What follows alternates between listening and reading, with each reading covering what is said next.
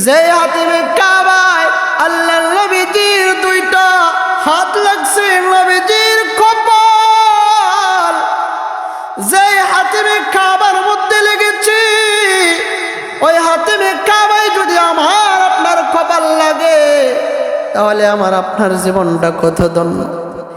যে হাতিমে কাবার জায়গায় নবীজির কপাল লাগছে, নবীজির পা মোবারক লাগছে, নবীজির হাত মোবারক লাগছে, ওই হাতিমে কাবায় যদি আমার আপনার কপালটা লাগে, ওই হাতিমে কাবায় যদি আমার আপনার হাতটা লাগে, আমার আপনার জীবনটা কত ধন্য। নবীজি 2 রাকাত নামাজ পড়লেন, এবার ইসরা ভ্রমণ শুরু হয়ে যাবে। ভ্রমণ কয় প্রকার বলছিলাম? একটা দুনিয়ার ভ্রমণ হয়েছিল যেটা কি হারাম থেকে মসজিদ আকসা পর্যন্ত, আর একটা মসজিদ আকসা থেকে কি উর্দু ভ্রমণ আর শাহজিন পর্যন্ত। ইসরা ভ্রমণ শুরু হয়ে গেছে।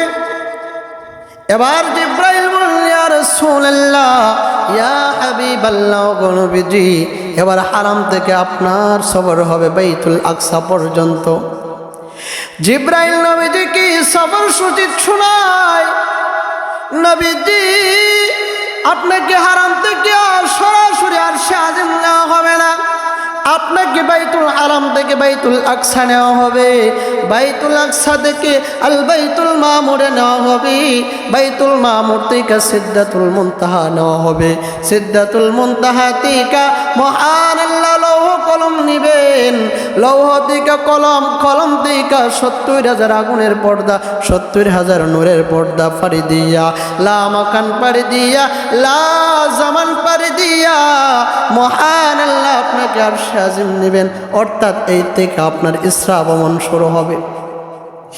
আল্লাহ নবীজি মহান আল্লাহ আপনাকে একটা সম্মানিত এমন এক বুড়াক দিয়ে আপনাকে নেবেন। 26 তারিখ দিবাগত দিন যায় 27 তারিখ রজনী, যেই রজনী দেখি সবে মেরাজ। কি মেরাজ? সবে মেরাজ। আমরা মুসলমান, আল্লাহ পাক রব্বুল আলামিন যতগুলা হুকুম আহকাম আমাদেরকে দিয়েছেন সবগুলা হুকুম আহকাম তাদের সঙ্গে কি সম্পৃক্ত নাকি ইংরেজি মাসের সঙ্গে? কি বলেন? আমরা যে আমলগুলা করি এগুলা কি ইংরেজি মাসের সঙ্গে সম্পৃক্ত, বাংলা মাসের সঙ্গে সম্পৃক্ত, নাকি আরবি মাসের তাদের সঙ্গে কি সম্পৃক্ত?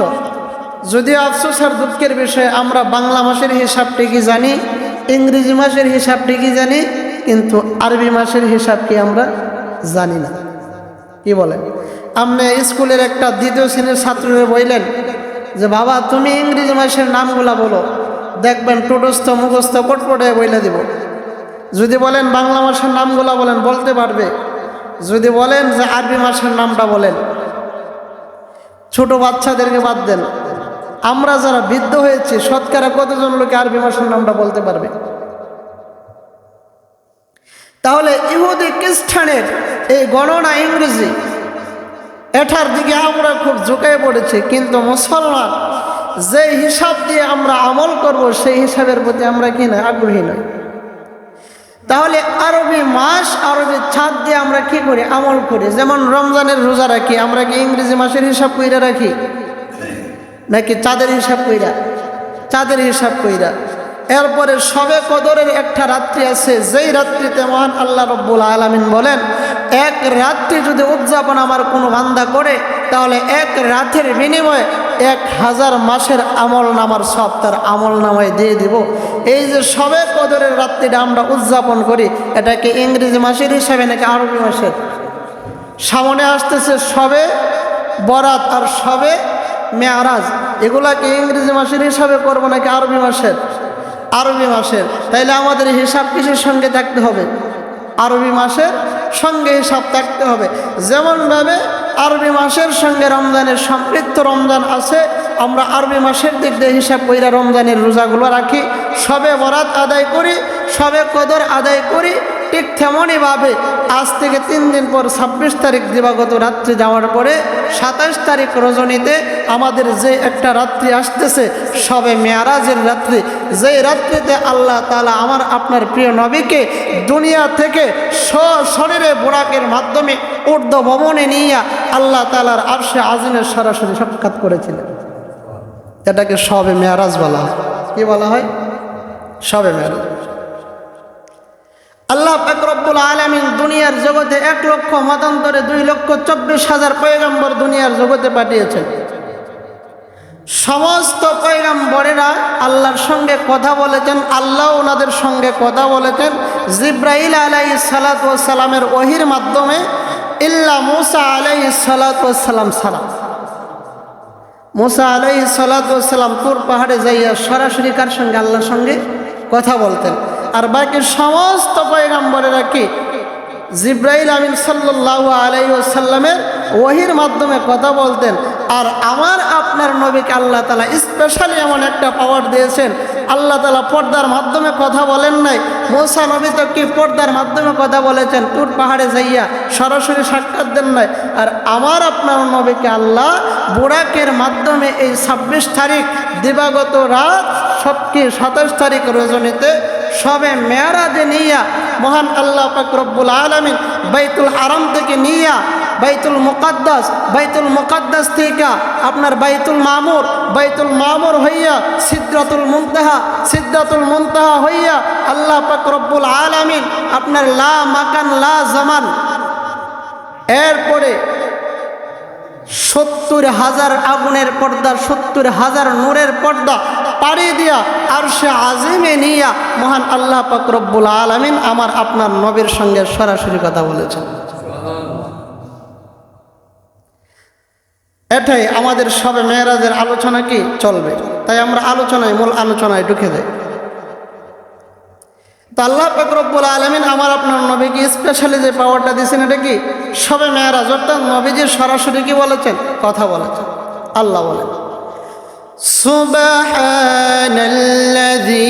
আসরা বিআবদিহি লাইলাম মিনাল মাসজিদিল হারাম ইলাল মাসজিদিল আকসাল্লাযী বারাকনা হাওলাহু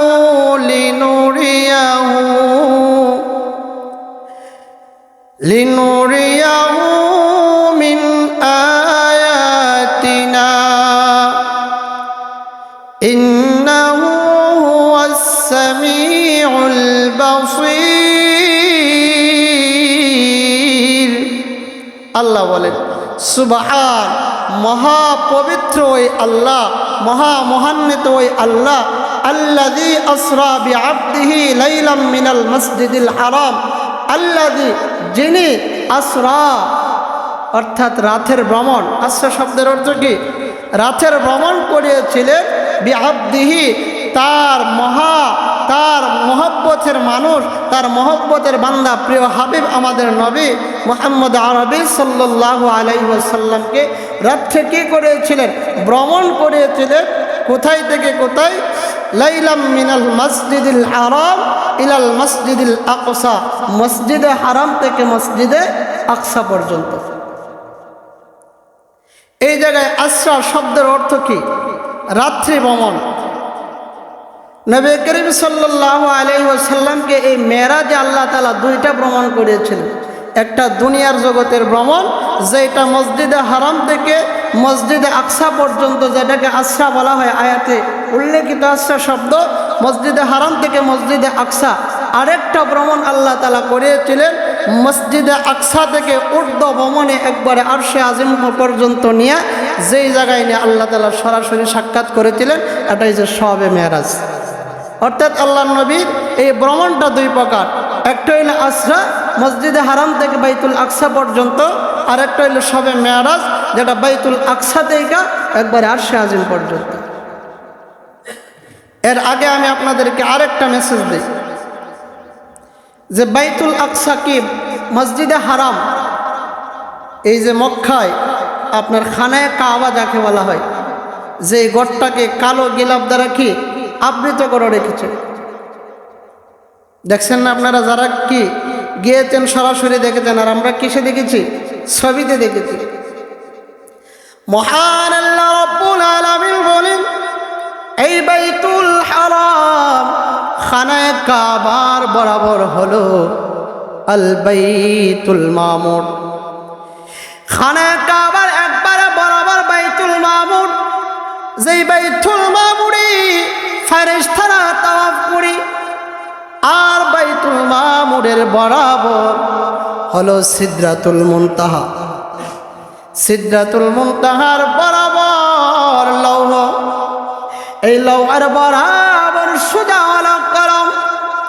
এই কলম দেখা 70,000 আগুনের পর্দা আর 70,000 নূরের পর্দা ফাড়ি দেওয়া হলো লামাখান। লামাখানের বরাবর লাজামান, লাজামান পাড়ি দিয়া হলো এর বরাবর সরাসরি হলো আল্লাহ তাআলার আরশে আজিম। কিতাবের মধ্যে আসছে আল্লাহ পাক রব্বুল আলামিন ওই আরশে আজিম থেকে যদি কোনো কিছু একটা পাথর কিংবা কিছু দ্বারা যদি ঢিল মারা হয়, এই আরশে আজিম থেকে পাথরটা সরাসরি লামাকান হয়ে লাজামান হয়ে 70,000 আগুনের পর্দা, 70,000 নূরের পর্দা ফেদ করিয়া একবারে আইসা পড়বে কলমের মধ্যে। কলম থেকে বরাবর পড়বে লৌহের মধ্যে, লৌহ থেকে বরাবর সিদরাতুল মুনতাহা এসা পড়বে। সিদরাতুল মুনতাহা থেকে যদি ডিল মারা হয় বরাবর আইসা বাইতুল মামুরের মধ্যে পড়বে, আর বাইতুল মামুর থেকে ওই ডিলটা সরাসরি খানায়ে কাবার একবারে মধ্যখানে এসা পড়বে। অর্থাৎ কি খানায়ে কাবা থেকে একবারে সোজা বরাবর আল্লাহ তাআলার আরশে আজিম। কোথায়? এজন্যই তো হাজী সাহেবরা কেন খানায়ে কাবায় দেয়, যে খানায়ে কাবায় যাইলে সরাসরি কি আল্লাহ তাআলার সাক্ষাতের মাধ্যম পাওয়া যায়। এই বর্ণনাটা আমি আপনাদেরকে কেন শোনাইলাম?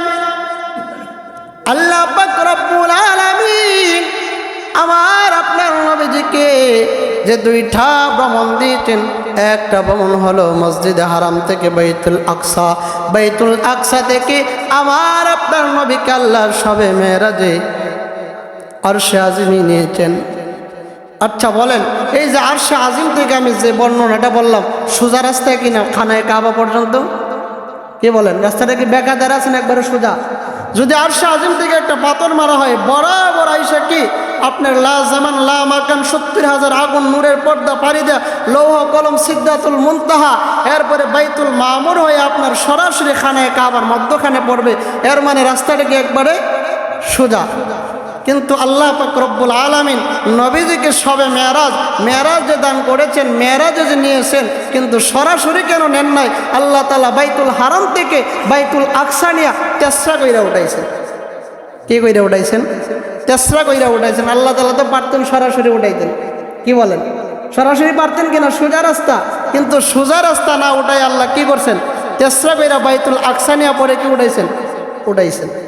তাহলে এর কারণ আছে না নাই? অবশ্যই কারণ আছে। এই জায়গায় স্টেপটা মনে রাখেন, কারণগুলো পরে বলবো। তাহলে নবীজিকে যে আল্লাহ তাআলা শবে মেরাজ দিলেন, কিভাবে নবীজির মেরাজ হলো? আমার আপনার নবী বিশ্ব নবী রাহমাতুল লিল আলামিন উম্মে হানির ঘরের মধ্যে ঘুমন্ত অবস্থায় আছেন। জিবরাইল আর মিকাইল আল্লাহর নবীজি ওই উম্মে হানির ঘরের মধ্যে নবীজি ঘুমন্ত অবস্থায়, কিতাবের মধ্যে আসছে হয়তো জিব্রাইল সাত কইরা ঘরের ভিতরে ঢুকছে, আর কোন বর্ণনায় আসছে যে সরাসরি দরজা দেয়া ঘরের ভিতরে ঢুকছে। জিব্রাইল ঘরের ভিতরে ঢুইকা দেখে আল্লাহর নবী ঘুমন্ত অবস্থায় ঘুমিয়ে আছে। জিব্রাইলের সাহস হয় না নবীজিকে জাগায়া তুলবে, মিকাইলেরও সাহস হয় নাই নবীজিকে কিভাবে ডাক দিবে? নবীজি ঘুমন্ত। জিব্রাইল আমার আপনার নবীকে ডাক দিয়া আমার নবীকে সজাগ করে নাই। জিব্রাইল তার বরকতে জিব্বাটুকু বার করিয়া আমার আপনার নবী মহামহিত নবীজির পা মুবারকে জিব্রাইলের জিব্বা দ্বারা চাটা শুরু করলে। আল্লাহু আকবার। নবীজি জিব্রাইল চাটুরের ঠার পাইয়া নবীজি ঘুম থেকে ওইটা আল্লাহ নবী জিব্রাইলকে বলেন, জিব্রাইল এত গভীর রজনীতে তুমি জিব্রাইল আমার ঘরের মধ্যে কেন আসছো? জিব্রাইল ডাক দেয়, কই ইয়া রাসূলুল্লাহ, ইয়া হাবিবাল্লাহ, গো নবীজি মহানাল্লাহ রাব্বুল আলামিন 1,24,000 পয়গম্বরের সঙ্গে জিব্রাইলের মাধ্যমে আমি জিব্রাইলের মাধ্যমে কথা বলেছেন, ইল্লা মূসা নবী ছাড়া।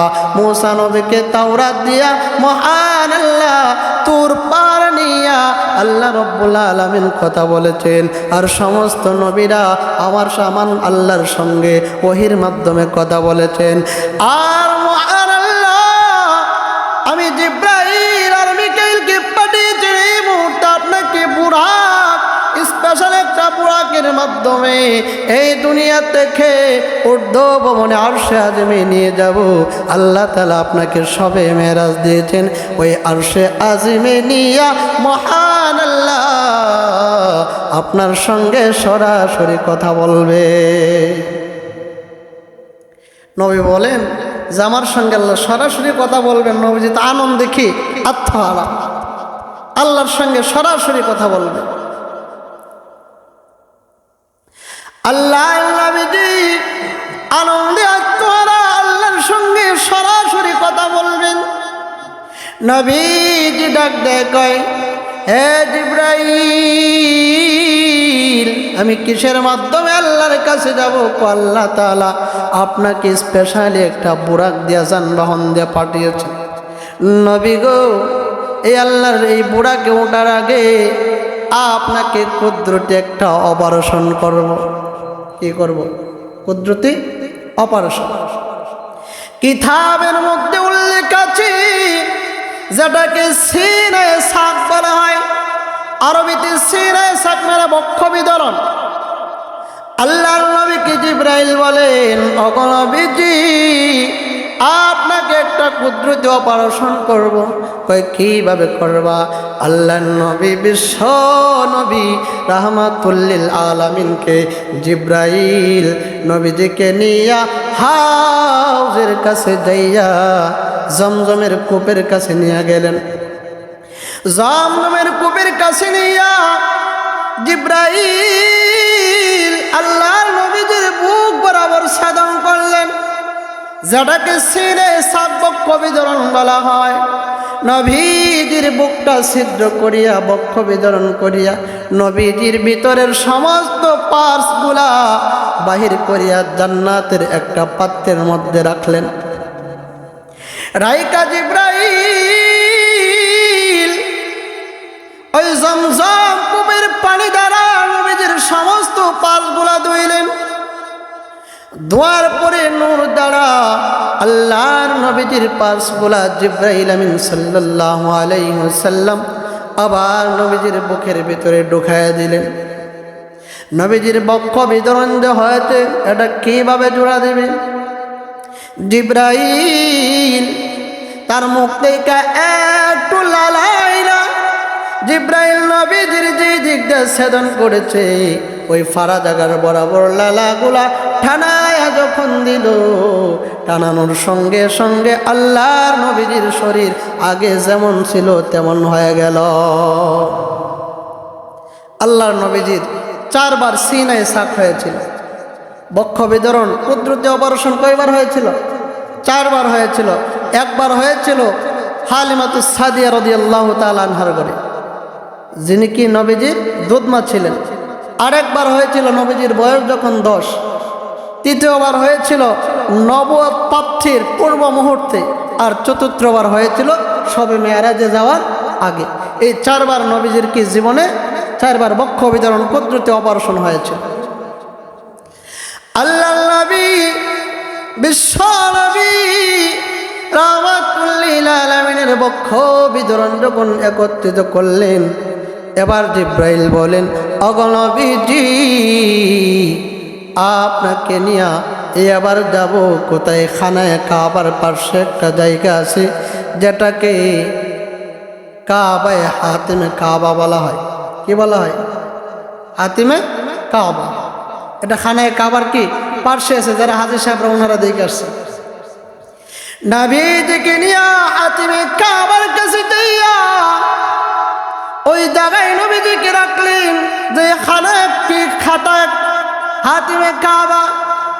কাবায় হাতিমের মধ্যে এমন ফজিলত যে হাতিমে কাবার মধ্যে হাজিগণ যাইয়া নামাজ পড়ার জন্য বেহুশ হয়ে যায়। কেন বেহুশ হয়ে জানেন? আল্লাহ বলেন, হাতিমে কাবার মধ্যে আমার কোনো বান্দা যদি 2 রাকাত নামাজ পড়িয়া যদি আমি আল্লাহর কাছে দোয়া করতে পারে, 7 আসমান লৌহ কলম সব কিছু পাড়ি দিয়া ওই দোয়াটা আমি আল্লাহর কাছে পৌঁছতে দেরি করে না। এই হাতিমে কাবায় নামাজ পড়ার নিয়ত আমাদের আছে তো ইনশাল্লাহ। আল্লাহ তাআলা আমাদের সবাইকে কবুল করুন।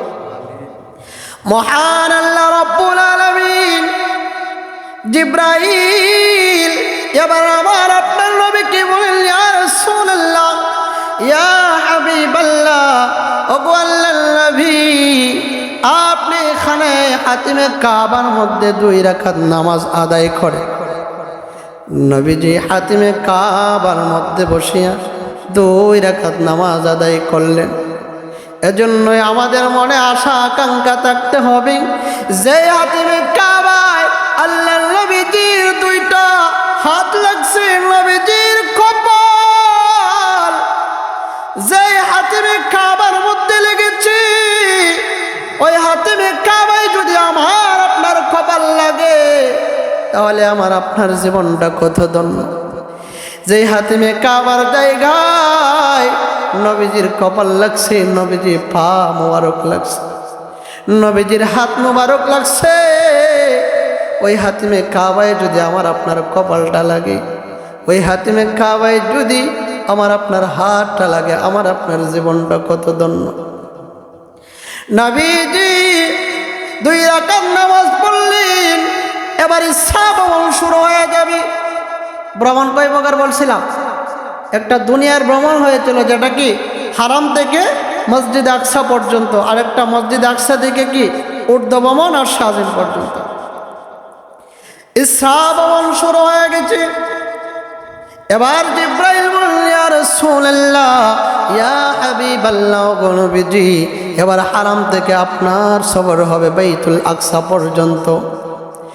জিব্রাইল নবীজি কি সফর সূচি শোনায়, নবীজি আপনাকে হারাম থেকে সরাসরি আরশে আজিম নেওয়া হবে না, আপনাকে বাইতুল হারাম থেকে বাইতুল আকসা নেওয়া হবে, বাইতুল আকসা থেকে আল বাইতুল মামুরে নেওয়া হবে, বাইতুল মামুর থেকে সিদরাতুল মুনতাহা নেওয়া হবে, সিদরাতুল মুনতাহা থেকে মহান আল্লাহ লৌহ কলম নিবেন, লৌহ থেকে কলম, কলম থেকে 70,000 আগুনের পর্দা, 70,000 নূরের পর্দা পাড়ি দিয়া, লা মাকান পাড়ি দিয়া, লা জামান পাড়ি দিয়া মহান আল্লাহ আপনাকে আরশে আজিম নেবেন। অর্থাৎ এই থেকে আপনার ইসরা ভ্রমণ শুরু হবে। আল্লাহ নবীজি মহান আল্লাহ আপনাকে একটা সম্মানিত এমন এক বুরাক দিয়ে আপনাকে নেবেন, যেই বুরাকের মর্যাদা দুনিয়ার কোনো মানুষ দিতে পারবে না। এত দূরের ভ্রমণ, এটা কি আল্লাহ তাআলার কুদরতি কোনো বিষয় ছাড়া?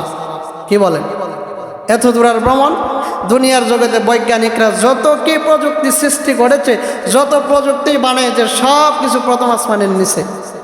প্রথম আসমান পর্যন্ত কেউ যাইতে পারছে? রকেট বলেন, বিমান বলেন, হেলিকপ্টার বলেন, যাহা কিছুই বলেন, আসমানে কেউ যাইতে পারছে? সবার কি বৈজ্ঞানিকরার জ্ঞান আসমানের নিচে, উপরে গেছে না, যাইতে পারবেও না। কিন্তু আল্লাহ তাআলা আমার আপনার নবীকে এই বুরাকের মাধ্যমে 7 আসমান, লৌহ কলম, সিদরাতুল মুনতাহা সব কিছু পাড়ি দিয়ে সরাসরি কোথায় নিছেন? আরশে আজিমে। তাহলে এটা আল্লাহ তাআলার কুদরতি বিষয় ছাড়া কিনা কোনো কিছু না। এই বুরাকের মধ্যে আল্লাহর নবী ভ্রমণ শুরু হয়ে গেল, মসজিদে হারাম থেকে বাইতুল আকসা যাবেন। নবীজি বলেন আমি যখন ভ্রমণে ওই বুরাকের মধ্যে উঠলাম, বুরাকটা এক একটা কাক দেয়, আর আমার মনে হয় এক একটা অলৌকিক ঘটনা যেন আমি বিশ্ব নবী দেখতে পাই। বুরাক চলছে চলছে, হারাম থেকে বাইতুল আকসা যাবে বুরাক। এক পর্যায়ে একটা বাগান, খেজুরের বাগানে যাইয়া বুরাক ঢুকলো। ঢোকার পরে জিব্রাইল আমার আপনার নবীকে বলেন, নবীজি এই খেজুরের বাগানের মধ্যে আপনি 2 রাকাত নামাজ আদায় করো। কয় রাকাত নামাজ? জিব্রাইল বলেন, ওগো নবীজি যতগুলা স্টেপ দিতেছি কোনো স্টেপ আমার নিজের নির্ধারিত কোনো নিয়ম না, এটা আল্লাহর পক্ষ থেকে নিয়ম করা। যে জায়গায় সূচি দিতেছি কি, যে জায়গায় স্টেপগুলা দিতেছি এই জায়গায় 2 রাকাত পড়েন, ওই জায়গায় থামেন, সবগুলা কি আল্লাহ তাআলার পক্ষ থেকে। আল্লাহ নবীজি ওই খেজুরের বাগানে 2 রাকাত নামাজ পড়লেন। পড়ার পরে নবীজি জিব্রাইলকে জিজ্ঞাসা করেন, ভাই জিব্রাইল আমি জানতে চাই ওই জায়গাটার নাম কি? জিব্রাইল বলেন, ইয়া রাসূলুল্লাহ মহান আল্লাহ আপনাকে 2 রাকাত নামাজ এজন্য ওই জায়গায় পড়েছেন, এর কারণ আছে। এর কারণ হলো এই জায়গার নাম হলো ইয়াসরিব, যেই জায়গার নাম বর্তমানে হলো মদিনাতুল মুনাওয়ারা। ওগো নবীজি এটা হলো ইয়াসরিব শহর, সেই দিন বেশি দূরে নয়। ওগো নবীজি মক্কার মানুষেরা আপনাকে সেই মক্কায় থাকতে দিবে না, আপনার আপন স্বজনেরা মক্কায় থাকতে দিবে না। মক্কার মানুষের উদ্দেশ্যের জ্বালায় আপনি মক্কা ছেড়ে যে হিজরত করে চলে আসবেন, এটা হলো ইয়াসরিব শহর। এই ইয়াসরিবে আপনি আসবেন ওগো নবীজি, কিন্তু আপনি আসার পরে এই শহরের নাম আর ইয়াসরিব থাকবে না, এই শহরের নাম হয়ে যাবে হয়তো মদিনাতুল মুনাওয়ারা, আর না হয় মদিনাতুর রাসূল। আপনি মক্কা থেকে মদিনায় আসলে পরে এই জায়গার নাম আর ইয়াসরিব থাকবে না, এই জায়গার নাম হয়ে যাবে কি মদিনাতুল মুনাওয়ারা। যারা হাজী সাহেব ওনারা তো মদিনায় গিয়ে আসছেন, আমরা যারা যাইতে পারি না, ইচ্ছা আছে না নাই? কি বলেন? মনে বড় আশা ছিল যাব মদিনা, সবাই বলেন মনে বড় আশা ছিল যাব মদিনা। সালাম আমি করব গিয়ে, সালাম আমি করব গিয়ে নবীর রওজায়।